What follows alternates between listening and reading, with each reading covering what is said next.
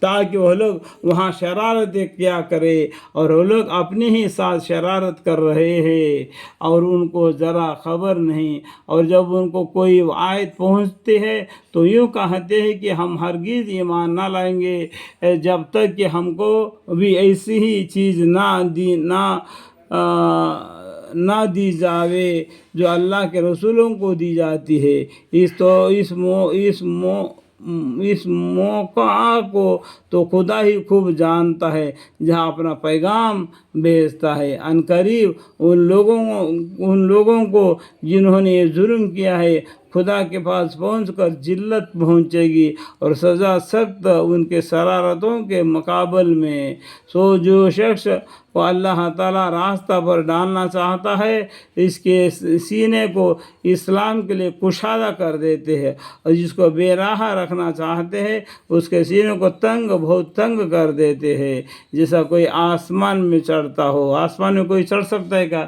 اسی طرح کا بے ایمان لانے والوں کے سینوں کو تنگ بتنگ کرتے ہیں، جو اسلام کو قبول کر کے ایمان لانے والوں کو سینوں کو کھول کر دکھا دیتے ہیں اللہ تعالیٰ۔ اس طرح اللہ تعالیٰ ایمان لانے والوں پر پھٹکارا ڈالتا ہے، اس طرح اللہ تعالیٰ ایمان نہ لانے والوں پر پھٹکارا ڈالتا ہے، اور یہی آپ کے رب کا سیدھا راستہ ہے۔ اہدنا الصراط المستقیم ھذا صراط ربک مستقیما۔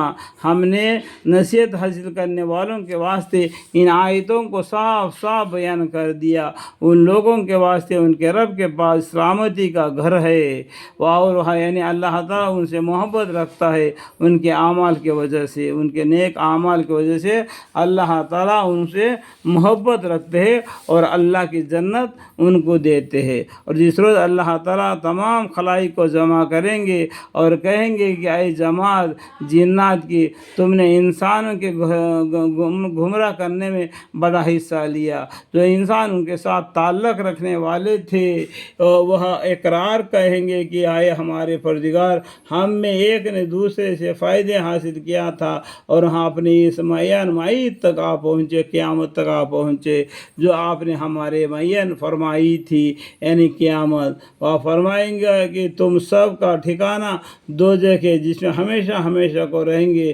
ہاں اگر خدا ہی کو منظور ہو تو دوسری بات ہے، بے شک آپ کا رب بڑا حکمت والا، بڑا علم والا ہے۔ اور اس طرح ہم بعض کفار کو بعضوں کے قریب رکھیں گے ان کے اعمال کے سبب۔ اے جماعت جنات اور انسانوں کی، کیا تمہارے پاس تم ہی میں سے پیغمبر نہیں آئے تھے جو تم سے میرے احکام بیان کیا کرتے تھے اور تم کو آج کے یعنی قیامت کے دن سے خبر دیا کرتے تھے؟ اور سب عرض کریں گے کہ ہم اپنے اوپر جرم کا اقرار کرتے ہیں اور ان کو دنیا زندگانی نے بھول میں ڈال رکھا ہے اور لوگ مقرر ہو گئے ہیں اور کافر تھے۔ یہ اس وجہ سے ہے کہ آپ کا رب کسی بستی والوں کو کفر کے سبب ایسی حالت میں ہلاک نہیں کرتا کہ اس بستی کے رہنے والے بے خبر ہو، اور ہر ایک کے لیے درجے ہے ان کے اعمال کے سبب، اور آپ کا رب ان کے اعمال سے بے خبر نہیں ہے، اور آپ کا رب بالکل غنی ہے، رحمت والا ہے۔ اگر وہ چاہے تو تم سب کو اٹھا لیے اور تمہارے بعد جس کو چاہیے تمہاری جگہ آباد کر دے، جیسا تم کو ایک دوسرے کی قوم کے نسل سے پیدا کیا ہے۔ جس چیز کو تم سے وعدہ کیا جاتا ہے وہ بے شک آنے والی چیز ہے، یعنی قیامت، اور تم عاجزی نہیں کر سکتے۔ اب یہ فرما دیجیے کہ اے میرے قوم، تم اپنی حالت پر عمل کرتے رہو، میں بھی عمل کر رہا ہوں، سو اب جلدی ہی تم کو معلوم ہو ہی جاتا ہے کہ اس عالم میں انجام کار کسی کے لیے نفع ہوگا۔